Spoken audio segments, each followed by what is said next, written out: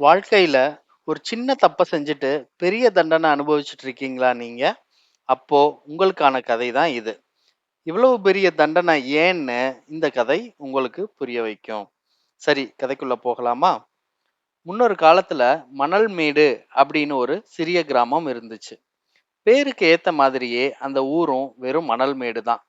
செழிப்பான ஊரா இல்ல, வசதி வாய்ப்புகள் ரொம்ப சொற்பமான அளவு தான் இருந்துச்சு. அப்படிப்பட்ட ஒரு சின்ன ஊர்ல ஒரு 100 குடும்பம் கிட்ட வாழ்ந்து வந்தாங்க. அதுல ஒரு குடும்பத்துல அம்மா, அப்பா, அவங்களோட ஒரே ஒரு பையன்னு வாழ்ந்து வந்தாங்க. நான் சொன்ன மாதிரி அந்த ஊர்ல வசதி வாய்ப்புகள் மிகவும் குறைவு.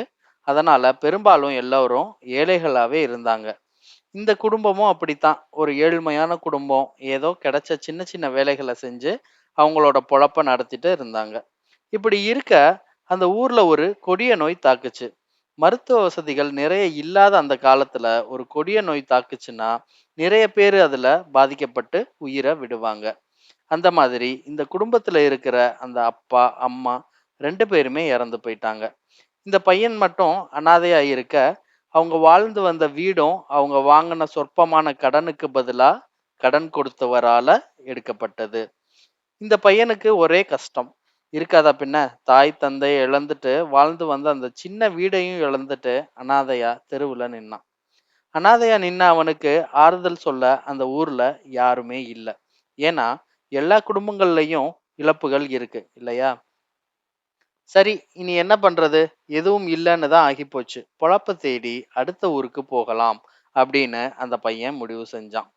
அடுத்த ஊருக்கு போறதுக்கு ஒரு நாள் முழுக்க நடந்தாதான் போய் சேர முடியும். இந்த பையனும் ஒரு நம்பிக்கையோடு நடந்து போயிட்டு இருந்தாங்க. போற வழியில ஒரு சத்திரம் இருந்துச்சு. அதுல காலை உணவை முடிச்சிட்டு விறுவிறுன்னு நடந்தான்.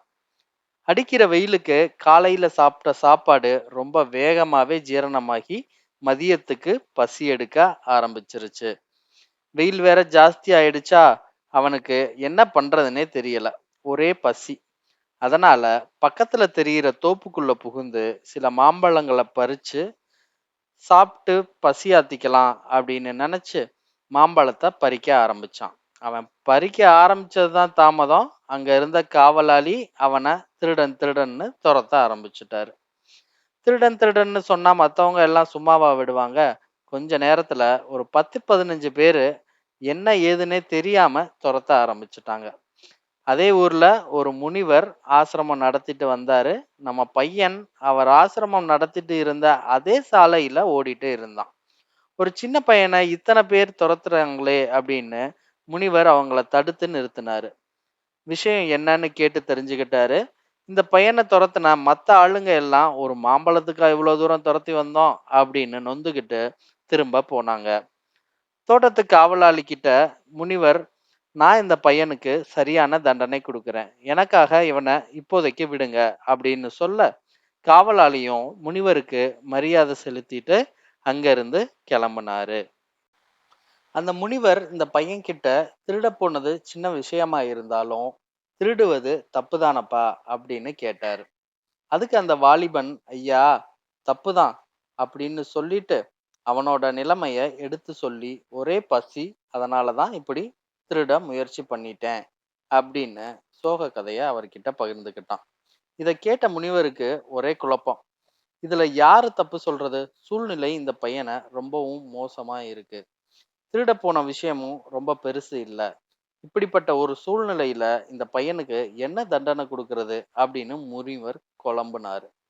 அந்த பையனுக்கு தன்னோட ஆசிரமத்துல ஒரு சின்ன இடத்துல இப்போதைக்கு இடம் கொடுத்து அவனுக்கு சாப்பாடு போட்டாரு. அதுக்கப்புறம் அவருக்கு ஒரே யோசனை. இந்த சிறுவனுக்கான தண்டனைய இறைவன் தான் நமக்கு சொல்லணும் அப்படின்னு முடிவெடுத்து தனிமையில இறைவனை வேண்ட ஆரம்பிச்சாரு முனிவர். கொஞ்ச நேரத்துல அங்க ஒரு பிரகாசமான வெளிச்சம். என்ன ஒரு ஆச்சரியம்! முனிவர் முன்னாடி இறைவன் தோன்றி நின்னாரு. முனிவர் சாதாரண முகத்தோட இறைவன் கிட்ட தினமும் பழகுவது போல பேச ஆரம்பிச்சாரு. இறைவா, நான் எதற்காக அழைத்தேன் என்று உங்களுக்கு நன்றாக தெரியும். அந்த சிறுவனோ அனைத்தையும் இழந்து நிற்கின்ற ஒருவன். அவனின் பசியை போக்க 2 மாம்பழங்களை திருடி தின்றதற்கு அவனுக்கு என்ன தண்டனை கொடுப்பது? அப்படி கொடுத்தால் அது பாவம் இல்லையா அப்படின்னு கேட்க, அதுக்கு இறைவன், மகாமுனிவரே, அவன் சிறிய தவறு செய்தாலும், பெரிய தவறு செய்தாலும், நாம் தவறு செய்துள்ளோம் என்பதை முதலில் உணர வேண்டும். அதனால் அவனுக்கு ஒரு 3 மாதம் அந்த தோட்டத்தில் வேலை பார்க்க வேண்டும் என்பதையே தண்டனையாக கொடு அப்படின்னு சொன்னாரு. முனிவர் அதுக்கு கடவுள்கிட்ட 2 மாம்பழத்திற்காக 3 மாதம் அவன் வேலை செய்ய வேண்டுமா? அவன் ஏற்கனவே நிறைய கஷ்டத்தில் உள்ளான். இதுவரையிலும் அவன் எந்த தவறையும் செய்தது போல் தெரியவில்லையே என்று கேட்க, இறைவன் அப்படியென்றால் 6 மாத காலம் அவன் அங்கே வேலை செய்யட்டும் அப்படின்னு சொல்ல, நம்ம முனிவருக்கோ அதிர்ச்சி. என்னடா இது! அவன் நல்லவன்னு சொன்னா உடனே 6 மாதம் வேலை செய்யணும் அப்படின்னு சொல்ட்டாரு. அப்படின்னு அவரோட முகமே மாறிடுச்சு. இது புரிஞ்சுகிட்ட கடவுள் முனிவருக்கு ஒரு கதைய சொல்ல ஆரம்பிச்சாரு. ஒரு ஊர்ல ஒரு ஏழை அந்தணர் வாழ்ந்து வந்தாரு. இறைப்பணி மட்டும் தான் அவரோட அன்றாட பிழைப்பா இருந்துச்சு.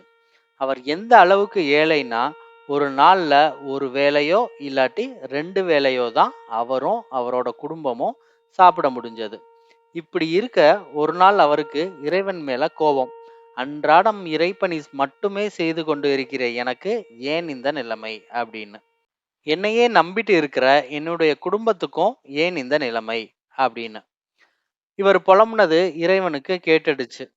அன்று இரவு இறைவன் அவர் கனவில் தோன்றி, உன்னுடைய கஷ்டம் விலக இங்க இருந்து தென் திசையில சரியா 1 மணி நேரம் பயணிச்சா ஒரு குன்று இருக்கும்.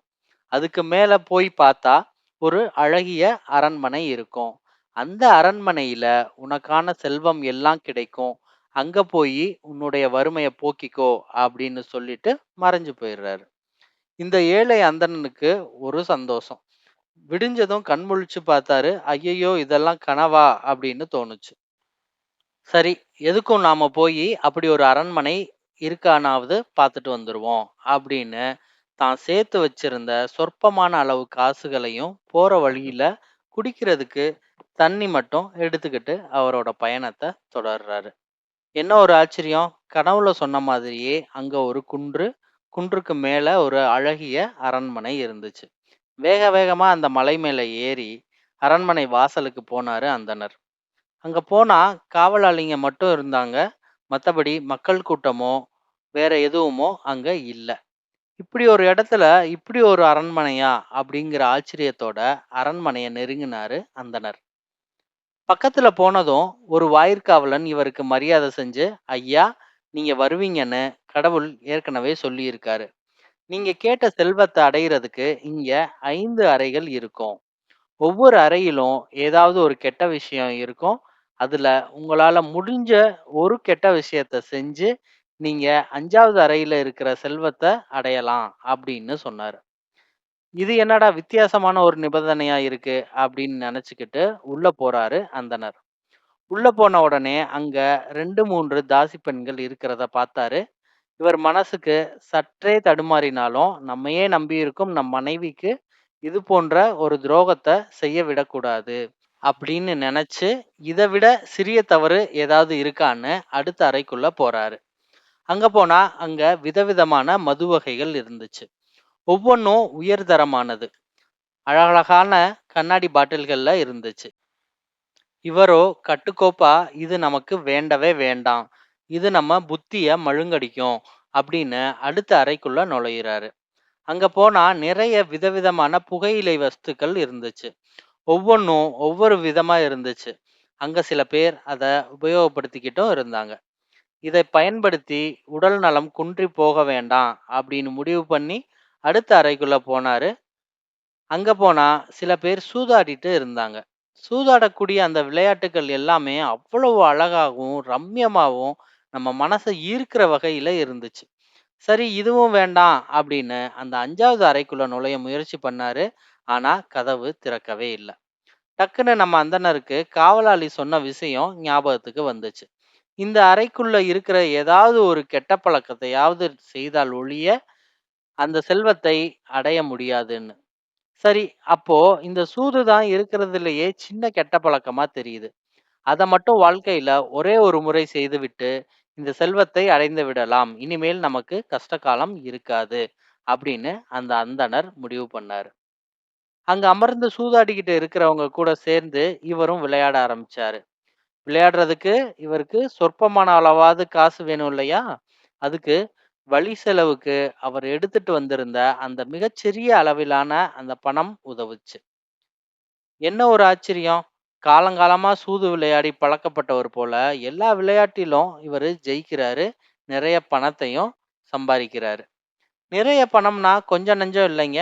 கிட்டத்தட்ட அந்த 5வது அறையில எவ்வளவு செல்வம் இருக்குமோ, அத விட பன்மடங்கு அளவு இவர்கிட்ட செல்வம் சேர்ந்துடுது. அப்புறம் என்ன, ஒரே நேரத்தில் இவ்வளவு பணம் வந்தா மனசு எப்படி அலைபாயும்னு சொல்லவா வேணும்? வாழ்க்கையில நாம பெருசா தப்பு பண்ணதில்ல. மற்ற அறைகள்ல பார்த்த கெட்ட விஷயங்களையும் நம்ம வாழ்க்கையில ஒரு தடவையாவது அனுபவிச்சிடலாமே அப்படின்னு தோணுச்சு. காவலாளி ஏதாவது ஒரு தப்பையாவது பண்ணலாம்னு தானே சொன்னாரு. கண்டிப்பா ஒரே ஒரு தப்பு மட்டும் தான் பண்ணணும் அப்படின்னு சொல்லலைல அப்படின்னு அவரே அவருக்கு ஆறுதல் சொல்லி புகையிலை வஸ்துக்களை பணம் கொடுத்து வாங்க ஆரம்பிச்சாரு. அதுல கிடைச்ச அனுபவம் அவருக்கு புதுசா இருந்துச்சு. திடீர்னு 10 யானை பலம் அவருக்குள்ள வந்த மாதிரி இருந்துச்சு. அங்கேயே தங்கி சில நாட்கள் அத அனுபவிச்சாரு. அடுத்து என்ன? புகையிலை சலிச்சு போச்சு. சரி மது அருந்தி பார்ப்போம் அப்படின்னு மது இருக்கும் அறைக்குள்ள நுழைஞ்சு, தான் கிட்ட இருக்கிற செல்வத்த செலவழிச்சு, விலை உயர்ந்த மதுக்கள வாங்கி குடிக்க ஆரம்பிச்சாரு. குடிச்சா என்ன ஆகும்னு சொல்லவா வேணும்? போதை தலைக்கேறி, தான் என்ன செய்றோம்னு மறந்து செய்ய ஆரம்பிச்சாரு. சில நாட்கள் அங்கேயே கழிச்சாரு. மனைவி மக்கள இருக்கிறாங்கன்றதையே மறந்து, அடுத்த அறையில இருக்கிற தாசி பெண்களோட உல்லாசமா சில காலத்த கழிச்சாரு. அவங்களுக்கு தனக்கு கிடைத்த செல்வத்தை எல்லாம் வாரி வாரி வழங்குனாரு. ஒரு நாள் செல்வம் தீர்ந்து போகவே, அந்த தாசி பெண்கள் அவர அரண்மனைய விட்டு வெளியே தள்ளிவிட்டாங்க. அவர் போதையில இருந்ததால, என்ன நடக்குதுன்னு தெரியாம விழுந்து கிடந்தாரு. அடுத்த நாள் காலையில அவருடைய போதை தெளியுது. சுத்தி பார்க்குறாரு. அரண்மனையையும் காணோம், பொண்ணையும் காணோம். அது மாதிரி அவருடைய உடல் நலமும் அவர விட்டு எப்பயோ போயிடுச்சு. மனநலமும் எப்பயோ போயிடுச்சு. அவரால எழுந்திருச்சு நிதானமா கூட நடக்க முடியல. இனிமேல அவரால இறைப்பணியும் செய்ய முடியாது. இப்படி சொல்லி கதைய முடிச்ச கடவுள் முனிவர்கிட்ட, இப்ப சொல்லுங்க முனிவரே, அந்த ஏழை அந்தணர் எந்தவித கெட்ட பழக்கமும் செய்யாமல் கடவுளிடம் அவர் மன்றாடி இருக்கலாம். ஆனால் ஒரு நொடி பொழுது அவர் கெட்டதை நோக்கி திசை திரும்பியதால் அவர் வாழ்க்கையும் அவர் குடும்பத்தின் வாழ்க்கையும் அடியோடு அழிந்தது. ஆகவே எந்த ஒரு சிறு தவறையும் முதல் தடவைதானே என்று யோசிக்காமல் நல்வழியில் நடப்பதே ஒருவரின் வாழ்க்கையை காப்பாற்றும். இந்த சிறுவன் அதே தோட்டத்தில் எனக்கு ஒரு சிறு வேலை தாருங்கள், அதற்கு சன்மானமாக 2 மாம்பழங்கை தாருங்கள் என்று கேட்டு இருந்தால் வேலை கூட வாங்காமல் அந்த காவலாளி அவனுக்கு உணவு அளித்து இருப்பார். ஆனால் மனம் செய்த அந்த சிறு பிழையினால் இன்று இவனுக்கு முதல் திருட்டு பட்டம் கிடைத்துவிட்டது. இதையே அவன் தொடர்ந்தால் அவன் பின்னாளில் திருடனாக கூட வாய்ப்புகள் உள்ளன. ஆகவேதான் அவனை 6 மாத காலம் அந்த தோட்டத்தில் வேலை செய்ய சொல்கிறேன் என்று கூற, முனிவருக்கு அப்போதுதான் விஷயம் புரிந்தது. கடவுள் சொன்னது போல முனிவர் அந்த சிறுவனை அந்த தோட்டத்துல 6 மாத காலம் வேலை பார்க்க வைத்துவிட்டு, தன் ஆசிரமத்திலேயே அவனுக்கு கல்விய புகட்டினாரு. பின்னாளில் அவன் வாழ்க்கையில மிகப்பெரிய ஒரு இடத்தை அடைந்தான். இப்போ இந்த கதையில பார்க்குற மாதிரி, நம்ம வாழ்க்கையிலும் சிறு தவறுதானே அப்படின்னு நாம எடுத்து வைக்கிற முதல் அடி, நம்ம வாழ்க்கையில சறுக்குற புதைகுழியா கூட இருக்கலாம். உதாரணத்துக்கு இன்னைக்கு விளம்பரங்கள்ல இந்த விளையாட்ட விளையாடினதால, நான் இவ்வளவு ஜெயிச்சேன், அவ்வளவு ஜெயிச்சேன் அப்படின்னு சாதாரண மக்கள வச்சு விளம்பரம் பண்றாங்க. அதோட சேர்த்து இந்த விளையாட்டு பழக்கத்தை உருவாக்கலாம் அப்படின்னு நமக்கு எச்சரிக்கையும் குடுக்குறாங்க. அந்த தவற ஒரு தடவ நம்ம வாழ்க்கையில செஞ்சு நமக்கு ஏதோ ஒரு வகையில கொஞ்சம் பணம் பார்த்துட்டோம்னா, அதோட நம்ம வாழ்க்கை முடிந்தது. நம்ம காலம் பூராவும் அதுக்கு அடிமையாகி தான் இருப்போம். இந்த கதையில வந்த மாதிரி கடைசியில எல்லாத்தையும் இழந்து நிற்போம். இதனால தாங்க இறைவன் ஒரு சிறு தவற செய்யும்போது நமக்கு பெரிய தண்டனை கொடுத்து, அடுத்த தடவை அந்த தவறை நாம நெனச்சே பார்க்காத அளவுக்கு கொண்டு போறாரு. அதனால நான் செய்த இந்த சிறு தவறுக்கு ஏன் இவ்வளவு பெரிய தண்டனை அப்படின்னு நினைக்காம, கடவுள் நம்மள வழி நடத்துறாரு. நம்மள பாதுகாக்கிறாரு. நாம புதைகுழியில விழாம தப்பிக்கிறதுக்கு நமக்கு இந்த கடுமையான தண்டனைகளை கொடுக்கிறாரு. அப்படின்னு நினைச்சு வாழ்க்கையில சந்தோஷமா வாழ பழகுங்க. அது உங்களுக்கு இன்னும் சந்தோஷத்தையும், நல்ல பெயர்களையும் குடுக்கும். உங்கள் வாழ்க்கையில கெட்ட விஷயங்கள் மறைந்து, நல்ல விஷயங்கள் நிறைய நடக்க இறைவனை வேண்டி இந்த கதையை முடித்துக் கொள்கிறேன். இந்த கதை உங்களுக்கு பிடிச்சிருக்கும்னு நம்புறேன். இந்த கதை பிடிச்சதுன்னா ஒரு லைக் போட்டு உங்க நண்பர்களுக்கும் ஷேர் பண்ணுங்க. தொடர்ந்து நம்மளோட இணைந்திருக்க சப்ஸ்கிரைப் பண்ணி அந்த பெல் நோட்டிஃபிகேஷனையும் தட்டுங்க. இன்னொரு காணொளியில உங்கள சந்திக்கிறேன். இப்படிக்கு உங்கள் அருண்.